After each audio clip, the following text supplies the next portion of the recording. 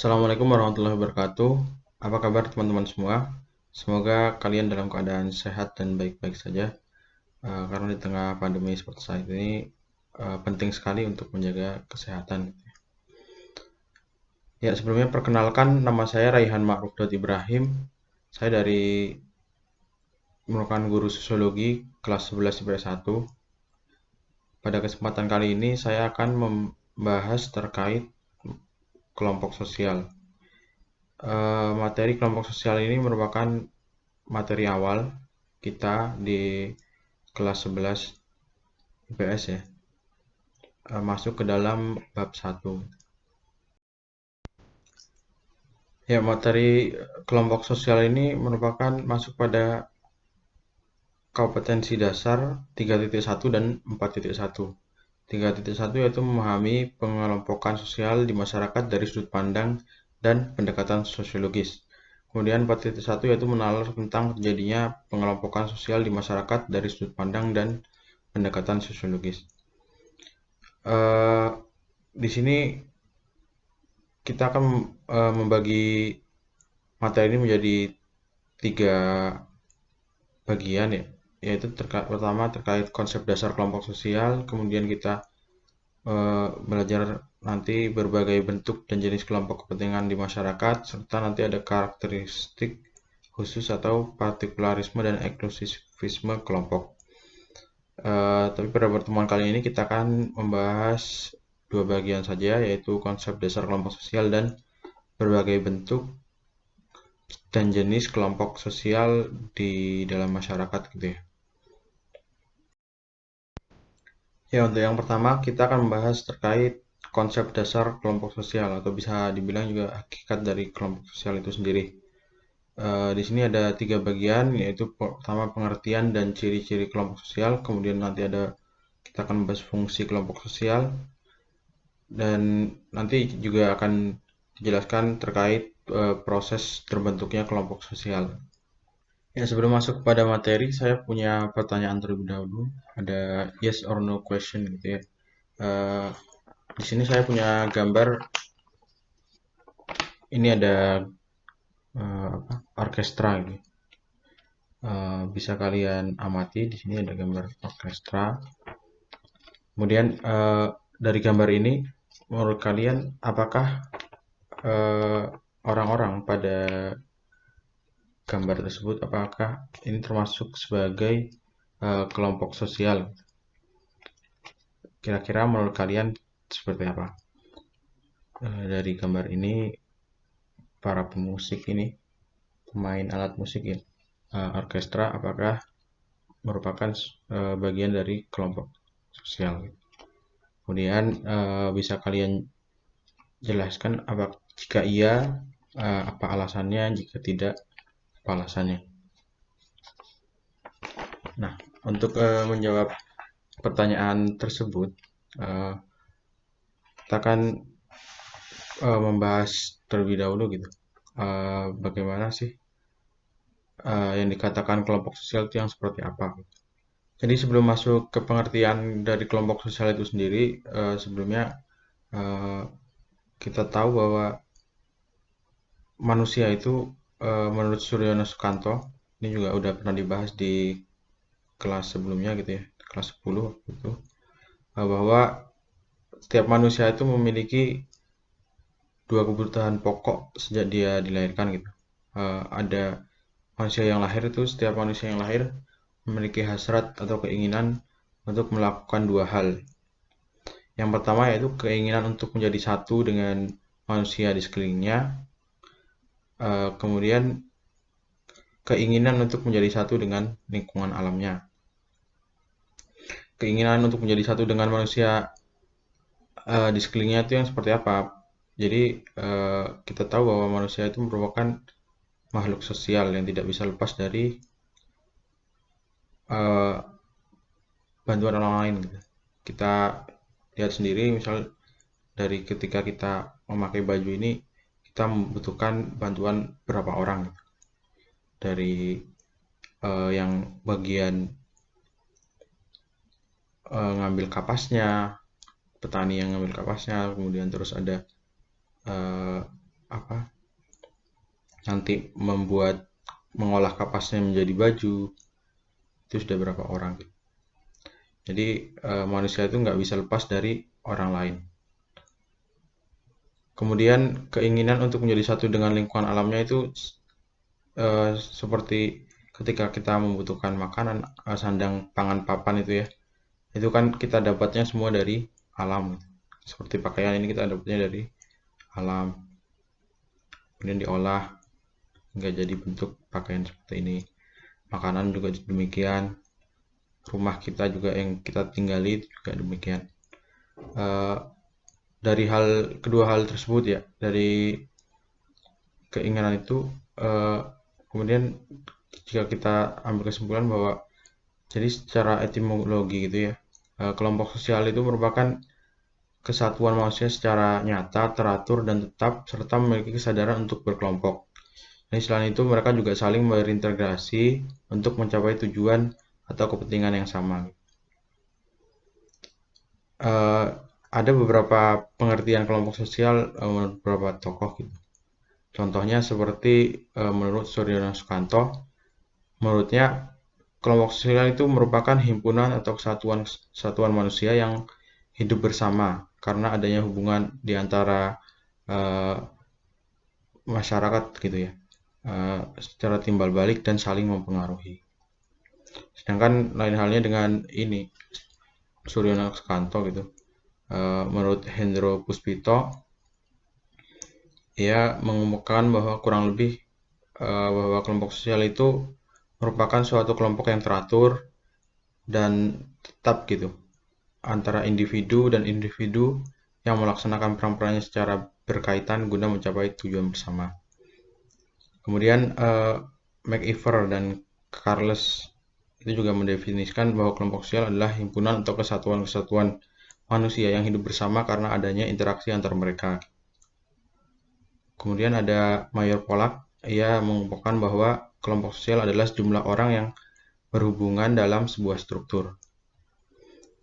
Lain halnya dengan itu, Robert Camerton mengungkapkan pendapatnya terkait kelompok sosial, yaitu sejumlah orang yang saling berinteraksi sesuai dengan pola yang telah mapan. Jadi jika disimpulkan gitu ya, kelompok sosial itu merupakan kumpulan manusia gitu yang memiliki kesamaan tujuan gitu untuk mencapai tujuan bersama dan saling ada hubungan interaksi timbal balik antar manusia tersebut. Setelah kita paham terkait pengertian dari kelompok sosial gitu ya, jadi bahwa kumpulan manusia yang memiliki tujuan yang sama, kemudian manusia tersebut saling berinteraksi antara satu sama lain, memiliki hubungan timbal balik, disebut kelompok sosial. Maka tadi gambar yang tadi gitu ya, bisa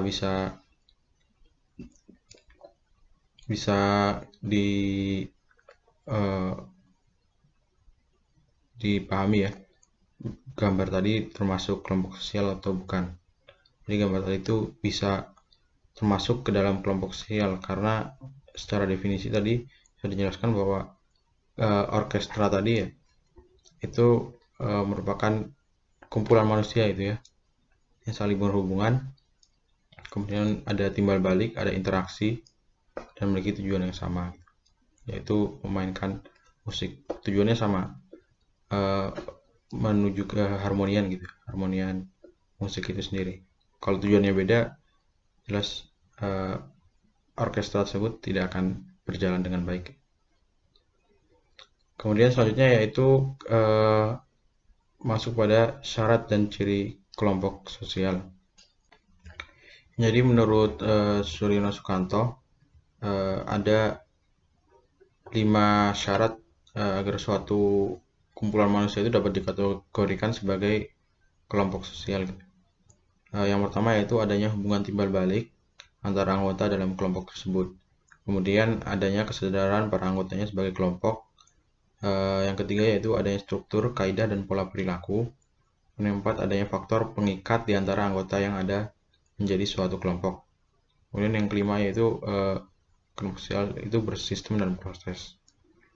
Lebih sederhana, Robert Camerton itu menjelaskan bahwa salah satu syarat dan ciri kelompok sosial itu ada 3 ya. Yaitu yang pertama memiliki pola interaksi, kemudian yang kedua yaitu kesadaran diri menjadi bagian anggota kelompok, dan yang ketiga kesadaran diri bahwa orang lain sebagai anggota kelompok. Jadi kalau misal dicontohkan gitu ya, eh, misal di tim sepak bola gitu ya, di Real Madrid gitu ya, kita tahu ada Ronaldo gitu. Jika dimasukkan ke dalam syarat dan ciri kelompok sosial gitu, eh, pertama kita cek di dalam klub sepak bola itu tentu ada pola interaksi gitu ya antara pelatih dengan pemain, antara pemain dengan pemain, misalnya Ronaldo dengan pemain yang lain gitu. Kemudian nanti di lapangan eh, barangkali ada interaksi juga antara supporternya Real Madrid dengan Ronaldo dan semacamnya gitu ya. Kemudian ada kesadaran diri menjadi bagian dari anggota kelompok. Yang nggak mungkin juga ya Ronaldo eh, nggak sadar bahwa dia sebenarnya bagian dari tim Real Madrid gitu ya. Tentu dari Ronaldo sendiri sadar bahwa dirinya termasuk bagian dari anggota kelompok. Kemudian kesadaran diri bahwa orang lain sebagai anggota kelompok. Jadi kita misalnya saya itu tahu bahwa Ronaldo merupakan bagian dari timnya Real Madrid gitu ya. Kita semua tahu. Jadi dari situ maka bisa masuk ke dalam kriteria kelompok sosial. Jadi syarat dan cirinya itu. Kemudian kita lanjut ke proses gitu ya. Proses gimana sih kok bisa kelompok sosial itu terbentuk gitu ya. Kan nggak mungkin tiba-tiba ada gitu ya. Tiba-tiba ada misal apa kalau di yang deket dengan kita gitu ya. Di sekolah lah. OSIS gitu ya. Misal tiba-tiba ada OSIS gitu. Kan nggak mungkin. Perlu ada proses gitu ya. Gimana kok bisa kemudian OSIS itu terbentuk gitu ya. OSIS itu juga termasuk ke dalam kelompok sosial gitu ya, dekat di lingkungan sekolah kita gitu. Jadi menurut Bruce W. Tuckman, seorang psikologi pendidikan dari Ohio State University, eh, menurut beliau dari bukunya The Group of Dynamic itu terdapat 5 tahapan perkembangan kelompok sosial. Yang pertama yaitu ada forming, kemudian ada storming, kemudian yang ketiga ada norming, kemudian yang keempat ada performing dan adjourning gitu. Jadi sebuah kelompok sosial itu akan melalui 5 tahap ini untuk semua kelompok sosial itu akan melalui 5 tahap ini. Jadi apa sih forming, storming, norming, performing, dan adjourning itu? Ya jadi pada tahap pertama dalam proses pembentukan kelompok sosial itu ada yang namanya forming.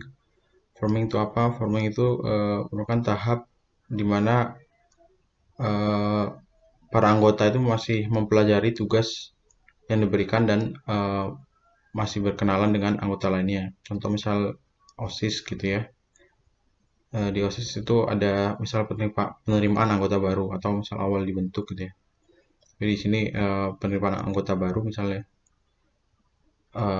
itu antar anggota itu kan tentu masih belum saling kenal gitu ya. Jadi masih proses awal, masih tugas-tugasnya masih belum paham secara utuh gitu. Eh, Interaksi yang dibangun juga masih ada batas gitu ya. Masih kalian belum kenal gitu antara anggota satu dengan anggota yang lain. Kemudian masuk kepada tahap storming. Pada tahap storming, para anggota udah mulai bekerja, tapi mereka cenderung masih mempertahankan pendapat mereka sendiri gitu. Menolak batasan-batasan orang eh, yang ditetapkan oleh kelompok terhadap individu mereka. Jadi udah mulai paham nih, misal di OSIS tadi ya, eh, antara satu dengan yang lain itu udah mulai paham, maksudnya udah mulai saling kenal, tapi ketika bekerja itu masih ada apa ego di tiap anggota, masih lebih mementingkan pendapatnya daripada pendapat orang lain. Kemudian selanjutnya tahap yang ketiga yaitu ada norming, di mana pada tahap ini terbentuk hubungan yang dekat antara anggota kelompok dan menetapkan aturan-aturan serta menemukan cara komunikasi yang tepat supaya dapat membantu mereka mencapai tujuan yang diinginkan. Jadi pada tahap norming ini egonya itu udah mulai mulai hilang gitu ya. Udah mulai gimana sih caranya biar bisa komunikasinya terjalan dengan baik gitu, agar bisa mencapai tujuan yang diinginkan. Kemudian setelah tahap norming ada tahap performing gitu. Pada tahap ini udah puncak-puncaknya, bisa dibilang udah puncaknya. Jadi semua anggota kelompok telah mampu bekerja dan berfungsi secara penuh gitu. Udah saling tahu tujuannya apa, tugasnya ngapain aja, dan komunikasi antara anggota dengan anggota yang lain itu juga udah terbangun dengan baik.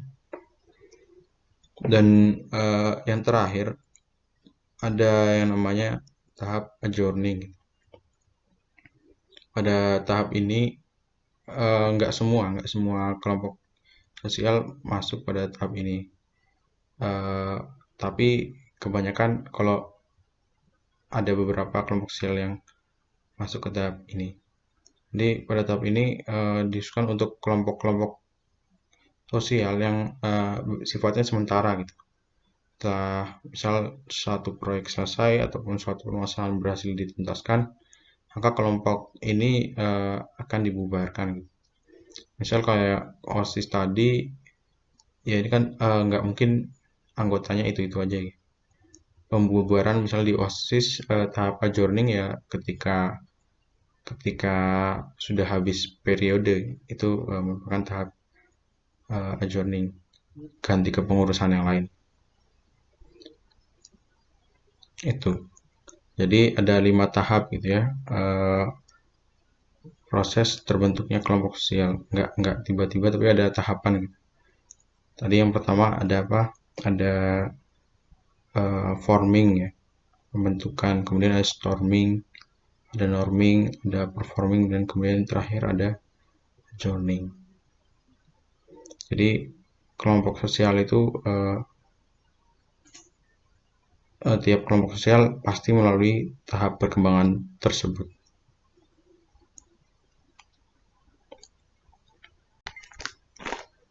Ya kemudian setelah kita paham gitu ya bagaimana uh, proses terbentuknya kelompok sosial, kita juga perlu mengetahui bagaimana fungsi kelompok sosial itu sendiri.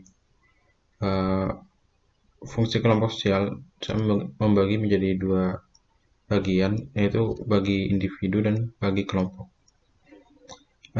Fungsi kelompok sosial bagi individu yang pertama yaitu sebagai sarana pendidikan. Kemudian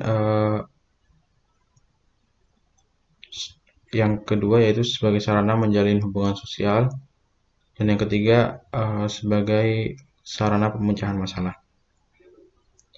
Dan fungsi kelompok sosial bagi kelompok yaitu sebagai pembentuk struktur sosial dalam masyarakat.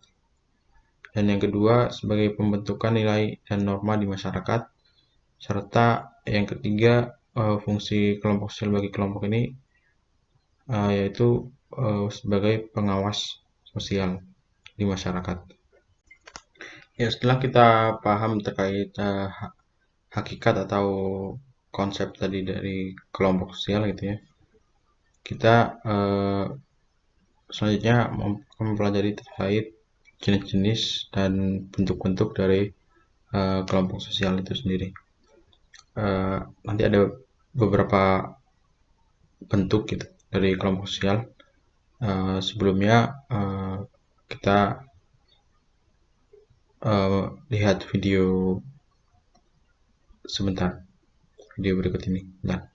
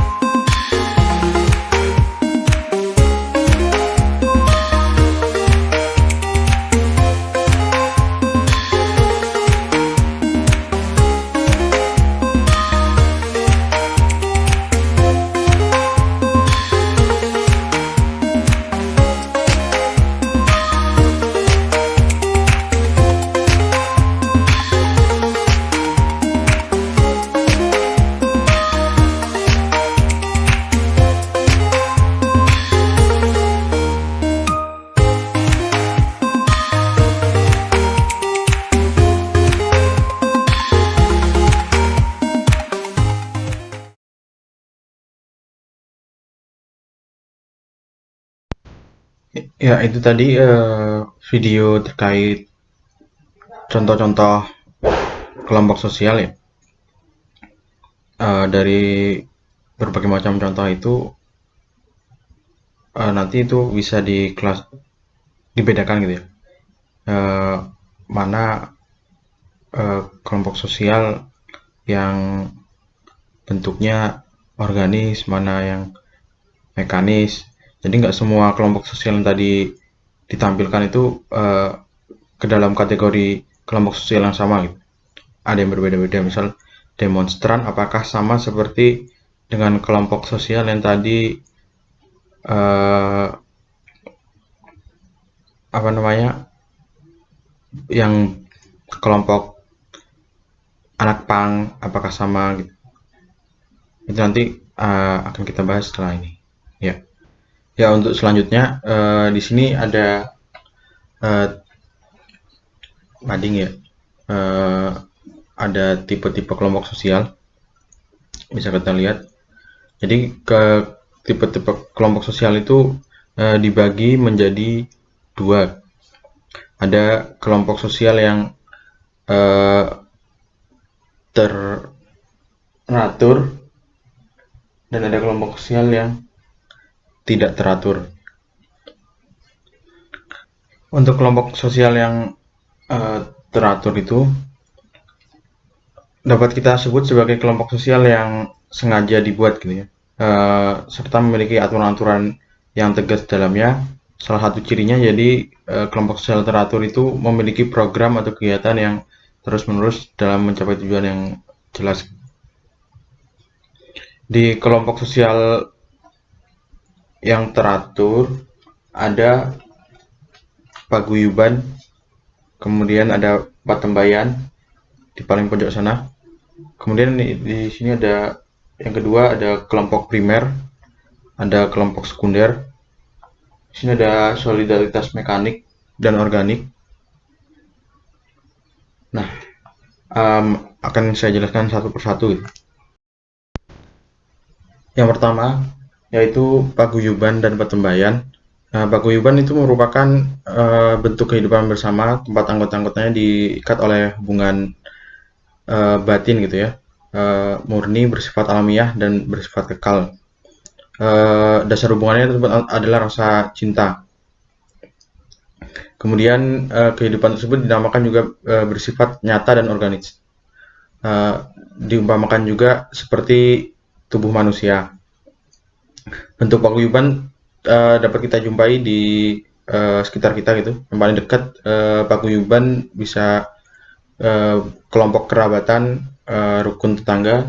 Itu ada gambarnya, kelihatan rapat ini ya, rapat RT gitu. Jadi salah satu contohnya RT termasuk bagian dari paguyuban itu sendiri. Kemudian patembayan itu kebalikan dari paguyuban. Kalau paguyuban tadi dasarnya itu hubungan batin, rasa cinta gitu ya. Kalau patembayan ini diikat oleh sifat ikatan lahir gitu, yang bersifat pokok untuk jangka waktu yang pendek. Jadi eh, patembayan ini bersifat sebagai suatu bentuk dalam pikiran belaka, serta strukturnya bersifat mekanis yang dapat diumpamakan dengan sebuah mesin. Kalau tadi paguyuban diumpamakan sebagai sebuah tubuh gitu ya, ini sebagai sebuah mesin dan jangka pendek eh, ini terikat pada perjanjian-perjanjian gitu berdasarkan ikatan timbal balik. Misalnya di situ ada contohnya asosiasi pedagang gitu ya, itu masuk ke dalam patembayan karena jangka pendek, kemudian eh, kelompok sosial tersebut terikat karena hubungan lahir gitu, tidak karena hubungan batin. Yang selanjutnya itu kelompok primer dan kelompok sekunder.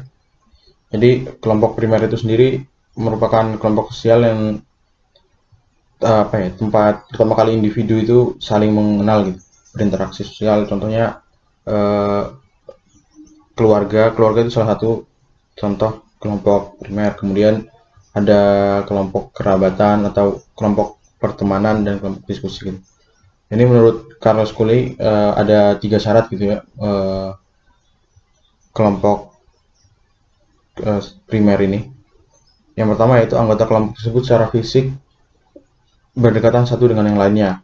Kemudian yang kedua, kelompok tersebut merupakan sebuah kelompok kecil. Dan yang ketiga, adanya suatu keranggengan hubungan antara kelompok yang bersangkutan. Nah, itu dicontohkan gambarnya keluarga. Kemudian kelompok sekunder merupakan kelompok yang besar gitu. Terdiri dari banyak orang, hubungannya tidak harus saling mengenal secara pribadi, kurang akrab juga antar anggota. Kemudian misalnya orang yang melakukan jual beli di pasar, atau contoh anggota koperasi, itu contohkan anggota koperasi, atau bisa kayak persatuan guru Indonesia atau persatuan dokter Indonesia gitu. Itu bisa masuk ke dalam bagian dari kelompok sekunder. Yang ketiga yaitu kelompok solidaritas mekanik dan kelompok solidaritas organik. Jadi ini pembagiannya menurut Emil Durkheim gitu. Emil Durkheim membagi menjadi kelompok sosial itu menjadi 2 bagian. Jadi ada solidaritas mekanik, ada solidaritas organik. Solidaritas mekanik itu merupakan memiliki ciri gitu ya, masih sederhana, kemudian belum ada pembagian kerja, terus kesadarannya kolektif, terikat oleh kesadaran kolektif, kemudian karakteristik masyarakatnya homogen. Ini biasanya eh, solidaritas mekanik ini di lingkungan masyarakat desa biasanya. Kemudian ada solidaritas organik. Solidaritas organik ini dicirikan dengan masyarakat sudah mengenal pembagian kerja, unsur dan unsur-unsurnya. Kemudian dalam masyarakat itu saling bergantung, terus diikat oleh kesepakatan yang terjalin dan dari berbagai profesi. Ini sifatnya lebih heterogen masyarakatnya. Sudah ada pembagian kerja, contohnya seperti masyarakat perkotaan. Kalau di gambar itu solidaritas organik itu yang ini ada gambar apa ini? Para buruh kerja di pabrik gitu ya. Itu masuk bagian dari solidaritas organik. Soalnya sudah ada pembagian kerja yang jelas di dalamnya. Misal ini ada yang bagian mesin, ada yang bagian roda, dan lain sebagainya. Dan contoh untuk solidaritas mekanik itu, ini ada petani. Itu petani masyarakatnya homogen dan belum ada pembagian kerja yang jelas. Jadi semua masyarakatnya itu bisa dari mulai nanam padi, terus panennya nanti, terus misal mupuk dan lain sebagainya itu masyarakatnya bisa semua gitu. Dan dilakukan satu orang itu bisa. Jadi satu orang yang melakukan. Jadi tidak ada pembagian kerja dan kemudian yang selanjutnya ada kelompok sosial yang tidak teratur. Ini kelompok sosial yang tidak teratur itu dibagi menjadi 3 bagian. Ada kerumunan atau crowd, terus ada massa, dan ada public gitu. Ketiganya ini berbeda gitu.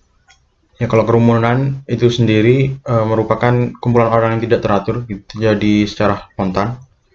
Jadi kerumunan ini merupakan kelompok sosial yang bersifat sementara. Kerumunan akan segera berakhir setelah orang-orang itu bubar gitu. Kemudian kerumunan tersebut nggak terorganisir gitu. Terus kalau massa itu sejumlah orang yang berjumlah banyak itu di tempat umum dan tidak memiliki sifat individualistis. Sedangkan publik merupakan sejumlah orang yang dalam kesempatan tertentu akan berkomunikasi dengan kita. Biasanya dalam hal ini publik mempunyai hubungan dan kepentingan yang sama. Nah, dari ketiga tadi, kira-kira apa sih perbedaannya antara kerumunan, massa, kemudian publik gitu ya? Nah, ini perbedaan antara kerumunan dengan massa itu, kalau kerumunan itu tidak teratur dan terjadi secara spontan, sedangkan massa itu lebih terarah dan ada yang mengatur semuanya gitu. Contohnya misal kalau kerumunan ini di sini ada yang kemarin ya, yang Pak Jokowi datang ke mana itu masyarakat yang berkumpul untuk menemui Pak Jokowi itu masuknya ke dalam kerumunan. Berbeda dengan aksi demonstrasi gitu. Aksi demonstrasi itu ada yang mengatur semuanya, ada yang mengorganisir gitu ya. Walaupun hampir mirip sama